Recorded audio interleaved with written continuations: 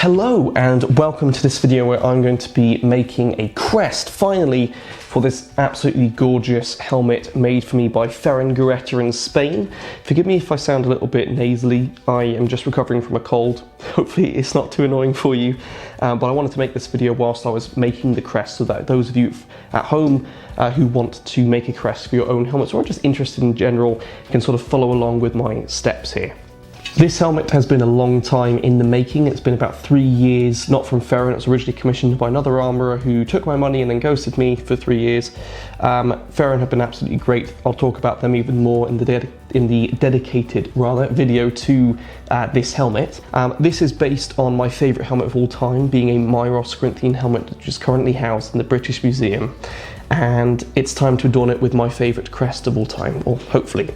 I have made crests before, I've made 2 before. This is a different style of crest that I am actually really fond of my idea anyway, so hopefully I can execute it. Typically, your average reenactment helmet is going to be of a wooden crest box, construction with bored holes with hair tufts sort of stuffed and glued in, which I think is a decently safe assumption that many of these crest boxes would have made out of wood. However, I don't think all of them would have. I think we would have probably seen a large variety. We also definitely see artistic depictions of crests being hung straight, which to me would indicate a form of flexible design, which I also think would make sense, as it would mean essentially a crest maker could make crests and not need the helmet there all the time to fit it to. Another one that is sort of common in the reenactment world now is what's called the leather woven crest box, which essentially sees a leather box made where you weave your hunks of hair in, and that essentially gives you the checker pattern that is so commonly seen in art as well, which I think is really cool. However, that doesn't give you the explanation for other types of crest boxes that we see, such as the triangular pattern, which is a really common one. And my main reason for going for this style and this idea is the bronze figure that I'm basing my archaic panoply on has an interesting crest detail that you can see in other statues dated to some of the time period. It essentially seems to have 2 crest boxes, a very small crest box and then a triangular pattern on top of that. I've decided to go with an idea here of essentially using a tablet weaving to create the crest box, because this allows for, flex. It's easier on a flat surface, but I can essentially shape this and have a little bit of wiggle room. And I think it also explains how you could get lots of these quite obscure patterns, sometimes quite detailed and complex patterns, that aren't achievable by a woven crest box and are achievable by a painted wooden one, but that doesn't explain how it's then flexible. So this is an idea which I believe Res Bellica has actually done before me. My blueprint is going to be slightly different, at least my idea is slightly different, but I believe they have also made a woven crest box. But otherwise, as far to my knowledge, it hasn't been done before. And yeah, I'm really fond to try and start this. So that was my sort of premise of this. I'm going to do a mock-up of 2, one longitudinal and one transverse, just in case. I've essentially there's limited flex that these have, and of course there's more flex required for it to go from here to here than from here to here. So hopefully I'll be able to do transverse crest. If not, I'll have to do longitudinal and just be more faithful to the statue, either of which I am happy with, but I'm aiming for the transverse. Right, enough rambling to start. What I've done is I have essentially traced, I hope you can see there, so that's the front to back. That's the transverse, to see essentially how much curvature I'm going to need in order to get a transverse, to see how much my tablet woven band can flex. I have also roughly traced it longitudinally, so you can sort of see, the curvature there. The idea behind this is that I can now see on paper, literally, how much I can flex this tablet woven piece in hopes that I can shape it to the size. Right now I'm not sure if I'm going to be able to do a transverse crest, but what I'm going to do, I'm going to cut these out first to make sure that they are decently accurate to the shape of the head, and then I'm going to transfer them onto cardboard so that I can sort of pin it as I curve just to get a better idea at the flexibility. So that's what I'm going to do. I'm going to cut these out, transfer this shape onto cardboard, and then I'll catch you after that. Okay, so I've tweaked those patterns until they fit pretty well, not perfect. I don't think it has to fit perfectly. So I've got the transverse template, which, you know, pretty solid, gives me an idea of the curvature that I would need this band to fit. And I've got the longitudinal, which I think goes that way. I'm going to move you out the way for now. My plan, I'm going to focus on the transverse, as again it's what I want to make, my preference. And I'm going to go grab some clothespins, and I'm basically going to pin it as I go just to see if I can actually get that level of curvature without it sort of folding. And if not, we'll have to see if the longitudinal works. Okay, so I've gone ahead and got some different types of clothespins, and what I'm essentially going to do, I hope you can see this all right. Quite difficult.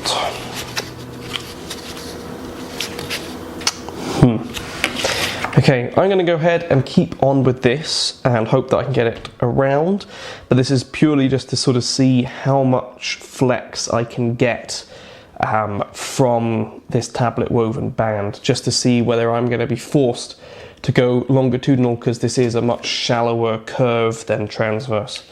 So we've got a little bit of a hiccup here. I've managed to curve it quite considerably. However, it actually buckled my template. So I don't think, unfortunately, I'm actually going to be able to get it to the extreme curvature that I need for the transverse crest. I'm going to go ahead and line this up on my longitudinal to see if that's any better, and I might end up having to go longitudinal for this. So it's looking like I'm going to have to go longitudinal. Must be some divine force making me end my unhealthy relationship with the transverse crest here. I don't mind having to do longitudinal. It is more faithful to the statue, which is cool. I can basically show one-to-one of my interpretation of the original crest. I had really hoped that I would be able to do transverse, but oh well, this works as well. Essentially what's going to happen is I literally just put my horsehair in the striped pattern that I want, which I'm now going to have to change as it was originally planned for transverse anyways, and then I'm just going to run some stitching along. So I'm going to stitch along the red stripes to hold the horsehair in. So I'm going to figure out how big I want my bundles to be, whether I'm going to do a U sort of looping them over, whether I'm going to do individual tufts.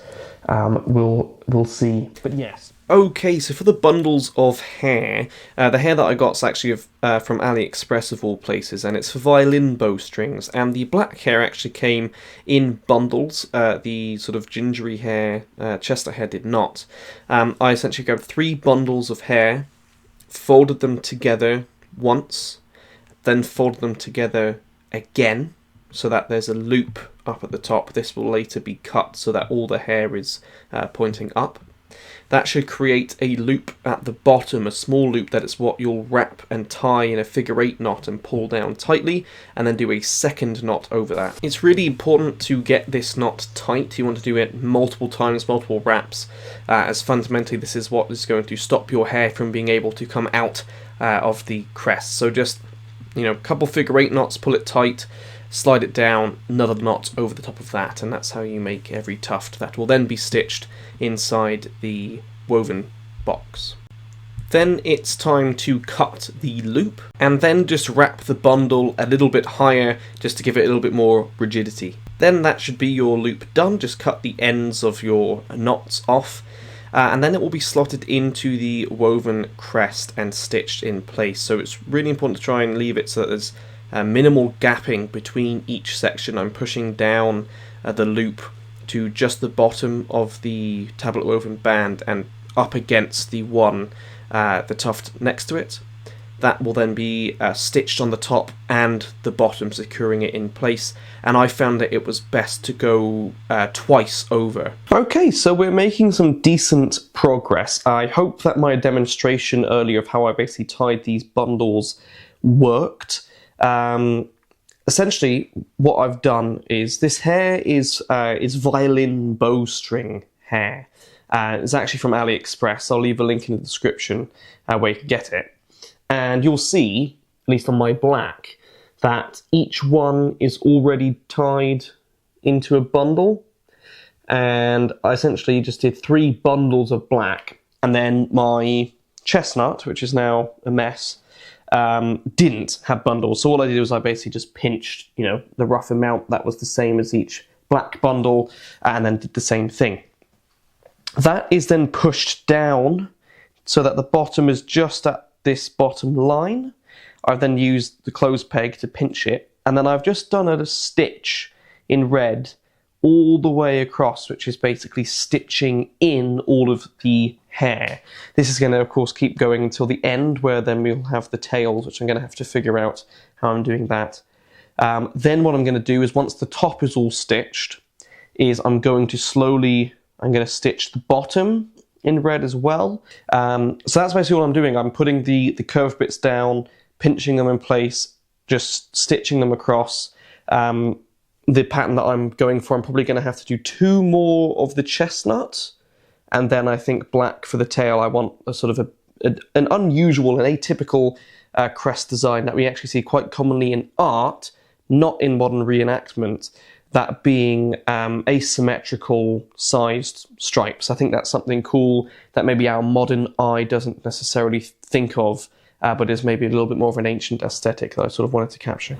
Alright, so I've got all of the hair in now, very just sort of stitched in. It's going to have to all be trimmed. Now it's time to stitch up the bottom.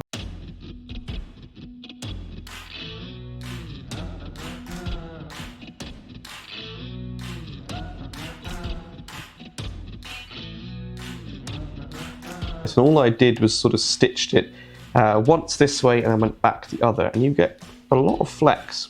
I could have done a transverse crest, ironically, but maybe that will be a future project. Up next is something that's very, very important that we have to do, and that's stitching. That was basically going to be stitched through, that will help strengthen the crest, stop it from flopping, because currently it's very, very floppy, and also resembles some of the stuff that we see in art as well. And then once that's stood up properly, I'm going to take quite a lot off of the crest.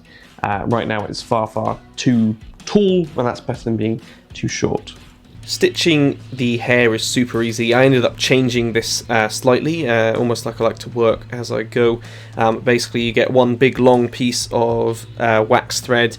One end goes around the back of the tuft, the other one goes around the front. You tie it off once, pulling it tight, and then double knot it. I ended up changing this so that I split each tuft in 2. My heart did not sit right betraying my beloved transverse crest. It may be an unhealthy relationship, but I'm still stuck with it.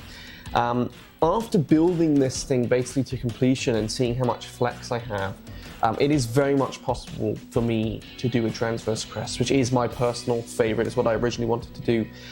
So I'm now going to perform some rather extreme surgery. So what I'm going to have to do is, of course, essentially add those tails onto this side. So I'm going to have to remove these just this one bit. So it's actually less than I thought. Unstitch that, cut this off, tie off that, and then make 2 tails. And then I should essentially be able to just re-stitch it all back in. I'm going to start by making the 2 tails. I have enough extra hair to do that with, as I have a whole other bundle. I bought enough hair for 2 crests accidentally, because I didn't know how much I was going to use. So I'm just going to go ahead and make my bundle here, and then we'll see how it goes. So I guess I should show you how I actually made the tails, as they're different from the other ones. So I've got my 3 bundles of the hair, and instead of folding it all the way over, all I'm doing is folding up a little bit, tying it the same way as I've done the loops, and then stitching it in. So it was a bit awkward to do on camera, but that's essentially what I've done. So you've still got, a little bit of a small overhang, but that is what's going to give you the tail when it's tied in. In fact, I think I tied it in like that. So I'm just going to make 1 more of those, and then I'll have to unstitch the front, and add these in. But overall, it should be worth it. Okay, I have officially turned it into my beloved transverse crest. Quite happy with it. Until one thing led to another, and it eventually reverted back to being longitudinal, as much as that makes my heart crack. It just fit better to the helmet, I felt, and it was more faithful to the original source material. But you can make a transverse or longitudinal, which is great. Next is making the smaller leather crest box, which we'll move on to now. This is literally a 2-inch wide by 3mm thick piece of leather I got off of Amazon for making belts. I then stamped holes with a leather punch, stitched it to fold it up into the sort of U-bracket, put it into a saucepan to get the shape, and I'm now pouring a kettle after making a good cup of tea to basically encourage the leather into this shape. I let this sit for about half an hour before I removed it, and then I squashed it with the pan overnight. It's really important that this dries before you glue, which I did not do, and my glue sort of has a fault that I'll have to fix. Anyways, I'm using contact cement. Historically, they would have likely used something like pitch. Instead of kerfuffling around with trying to make a mixture that they likely knew, I'm just using the modern version of that. It's really important to apply a thick, healthy amount of this stuff onto both the helmet and your crest box, as you want to have a very, very strong bond, as this is what is fundamentally holding your crest to the helmet. I'm just using a paintbrush of the rough thickness and going across from where I've marked. Then wait about half an hour until they're tacky, and just tightly and firmly press and pull along the top, connecting the two. Now again, I said that I was a little bit impatient, and I believed that I had dried the leather enough. It is really important that this leather is dry in order for the contact cement to have a good grip, so I might even recommend leaving it a couple days before trying to attach it, just to be safe. Next comes the very important and very painful task of stitching your woven crest box into the leather one. This is really easier said than done. My holes I mustn't have lined up properly, and it was actually quite a hassle trying to thread this through, but it's really important that this is done tight and secure, because this is really what's holding your main crest and horsehair into the helmet. And then the project is done, and overall I am really, really pleased with the result. Are there things that could have improved? Absolutely, but overall I think this captures the aesthetic that I was going for. It looks like a plausible way to me that these crests could have been made, and that's what experimental archaeology is all about. I think it looks cool, it's unique in the reenactment world, and it captures the look that the statue has. I hope that this video has helped you, whether you're just curious about, how we go about making some of these things, or if you are actually wanting to tackle this project yourself. I'll leave a link to all of the supplies that I used in the description below. If you'd like to support the channel, please consider liking and subscribing and sharing the videos around. But if you'd like to go the extra mile, checking out our channel memberships really, really helps. Special thanks to our members for supporting the channel. Thanks very much for watching. I hope you enjoyed it. I hope you liked the result, and I'll hopefully see you in the next one.